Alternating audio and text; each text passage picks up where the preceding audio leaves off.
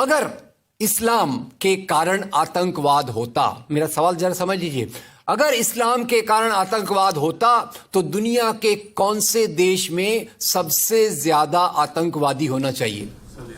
Indonesia में। Saudi Arabia बहुत छोटा है, पता नहीं हमारे बंबई के बराबर भी है कि नहीं। सऊदी अरेबिया बहुत छोटा है, सबसे ज्यादा आतंकवाद होना चाहिए इंडोनेशिया में, दुनिया का सबसे बड़ा मुस्लिम देश। वहां इस प्रकार का आतंकवाद नहीं है। नंबर 2, वो एरिया देखिए, अभी सवाल आपको बताया गया, उसको याद रखिएगा। इस दुनिया के आतंकवाद से, जिसको इस्लामिक आतंकवाद कहा जाता है गलती से, कैसा कहा जाता है वो भी मैं बताऊंगा। इस आतंकवाद से मारे जाने वाले ज्यादा लोग, इससे मारे जाने वाले ज्यादा लोग हिंदू हैं, मुसलमान हैं या क्रिश्चियंस हैं? मुस्लिम हैं। इस्लाम के नाम पे आतंकवाद है, सबसे ज्यादा कौन मारा जाता है? मुस्लिम। अब तीसरी बात का ख्याल कीजिए, किस एरिया में इसका लोकेशन है? This terrorism is located in which area? तो उस एरिया की मैं 3 आपको बातें बताता हूं। उस एरिया में, जिसको मैं वेस्ट एशिया कहता हूं, पश्चिम एशिया में 3 चीजें हैं। नंबर 1, वहां रहने वालों में मुसलमान ज्यादा है, यस नो? उसी एरिया में आतंकवाद ज्यादा है, उसी एरिया में तेल का खजाना है। तो आतंकवाद तेल के कारण है कि इस्लाम के कारण है? तेल के कारण है। और तेल का कब्जा कौन करना चाहता है? तेल का कब्जा वो ताकत करना चाहती है जो वॉशिंगटन में बैठे हुई पूरी दुनिया को नचाते रहती है। काम करने वाला कोई और गुनाहगार कोई और बनाया गया। अब ये आया कैसे? तो आपको बता दूं कि ये अल कायदा के जो मदरसे, अब मदरसा अपने आप में खतरनाक शब्द उसमें कर देते हैं, कुछ मदरसों में इस आतंकवाद की ट्रेनिंग दी गई। इस्लाम के कारण गलत।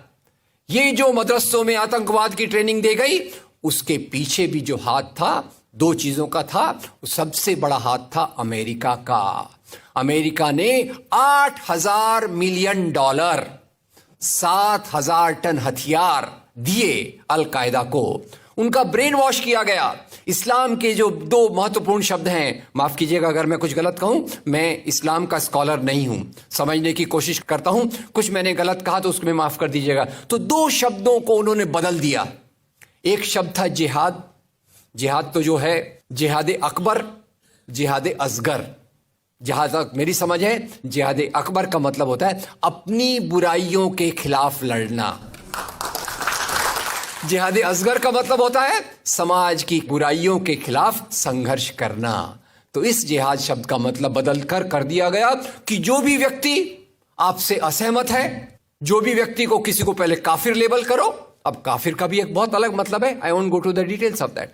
तो काफिर किसी को बोलो, उसको मारो, तो उसको जिहाद के नाम दिया गया। और ये ट्रेनिंग उन मदरसाओं में हुई जिसको अमेरिका ने पैसा दिया, अमेरिका ने सिलेबस भी दिया। और तो और मेरी समझ है, मदरसों में कुरान की ट्रेनिंग देते हैं। वो कैसे होना चाहिए वो आपके बीच में चर्चा का मुद्दा है, पर यहां जो ट्रेनिंग दी गई उसका सिलेबस वॉशिंगटन में बनाया गया। और खैर, ये क्यों बनाया गया उसके पीछे मैं पहले बहुत कोशिश करके, मेहनत करके लोगों को बोलता था ये अल कायदा इसके लिए बनाया गया। बाद में मेरे हाथ में एक बहुत अच्छी चीज आई। अब यूट्यूब में कई चीजें बहुत अच्छी हैं, कई चीजें खराब हैं। यूट्यूब के कारण हमारे कई नौजवान भटक भी रहे हैं, पर यूट्यूब की कुछ अच्छी चीजें आपको बताता हूं। यूट्यूब में आप सर्च कीजिएगा 3 शब्दों को, हिलरी क्लिंटन, अल कायदा, अमेरिका। उसमें आपको 4.5 मिनट का एक वीडियो मिलेगा जिसमें हिलरी क्लिंटन बताती है, मैं नहीं कह रहा, हिलरी क्लिंटन कहती है कि हमको रशियंस के खिलाफ लड़ना था। हमारी फौजें जो वियतनाम से एकदम डिमोरलाइज होकर आई थी वो तैयार नहीं थी, तो इन एशिया के मुसलमानों के नौजवानों के कंधे पर रखकर हमने अपनी बंदूक चलाई। हमने अल कायदा खड़ा किया, हमारा काम हो गया, हम अपने हाथ धो लिए और हम अपने वापस आ गए। तो यानी हमने कैंसर के बीज डाल दिए, हम तो अपने देश में सुरक्षित हैं। उसका जो नतीजा भुगतना हो वो एशिया के लोग भुगते, वेस्ट एशिया के लोग भुगते। और उसी के साथ 9/11 के बाद, उसी के साथ अमेरिकन मीडिया ने एक सबसे खराब काम किया, the most anti human act in the history of Mankind. मैं पूरी जिम्मेदारी से ये शब्द कह रहा हूं। क्या किया था अमेरिकन मीडिया ने? अमेरिकन मीडिया ने धर्म को आतंकवाद से जोड़ दिया। मजहब जो मोहब्बत सिखाता है, मजहब जो इंसान को इंसान बनना सिखाता है, उस मजहब के साथ इन्होंने आतंकवाद को जोड़ दिया और एक शब्द बनाया पहली बार, इस्लामिक टेररिज्म।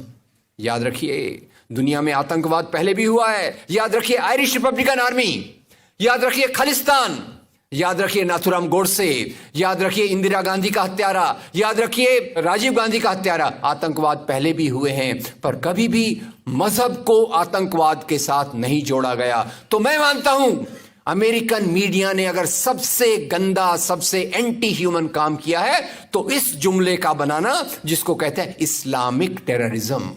अब इसके पीछे इस्लाम का कोई हाथ नहीं। जिहाद शब्द का मतलब बदल दिया गया और काफिर शब्द का मतलब बदल दिया गया। यहां से ब्रेन वॉश की एक प्रोसेस चालू हुई और इसी को मैं कहता हूं, ये प्रोसेस जो चालू की, ये प्रक्रिया एक कैंसर होती है।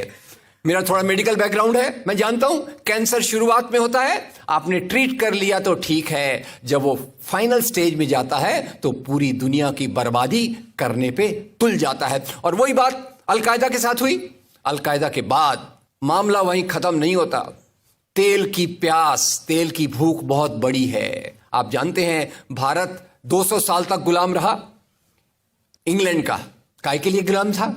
क्योंकि उनको यहां का कच्चा माल लूट कर ले जाना था। After colonialism there is imperialism, और ये इंपीरियलिज्म चाहता है दुनिया के रॉ मटेरियल्स, दुनिया के रिसोर्सेस को लूट कर अपनी समृद्धि को, अपनी प्रॉस्पेरिटी को बढ़ाया जाए। और उसी के चलते उन्होंने एक और काम किया और वो काम था इराक पे हमला। अभी ब्रेक्सिट, अभी वो कौन सी रिपोर्ट आई है, मैं नाम भूल गया उसका, जिसमें ब्रिटेन के प्रधानमंत्री जो थे उनको एक गिल्टी करार हो रहा है। वो रिपोर्ट में पहले उन्होंने तय कर लिया कि हमको इराक पे हमला करना है, बाद में आर्ग्यूमेंट ढूंढते रहे कि भाई कौन सी बात पे हम इराक पे हमला करें। तो बोले अरे इराक के पास तो वेपन्स ऑफ मास डिस्ट्रक्शन है। उस बात पे लंबी बहस चली और यूनाइटेड नेशंस, जिसको अमेरिका ने अपने जेब में रख लिया है, उसके सहारे से उन्होंने इराक पे हमला किया। और वो इराक पे हमले के कारण जो वहां की आर्मी स्ट्रक्चर था, जो फौज का स्ट्रक्चर था, वो डिस्टर्ब हो गया। एक तरफ से वो डिस्टर्ब हो गया, दूसरी तरफ से अलकायदा की आइडियोलॉजी आई और इन दोनों को मिलाकर आईएसआईएस बना। काम है इस्लाम का नाम, इस्लाम के नाम पर जो काम हो रहा है वो वास्तव में it is a design of imperialist powers to control on the oil resources of the world. इससे गंदी बात दुनिया में कोई नहीं हो सकती कि मजहब के नाम पर एक पॉलिटिक्स, मजहब के नाम पे आर्थिक समस्याओं को अमेरिका हल करने की कोशिश कर रहा है।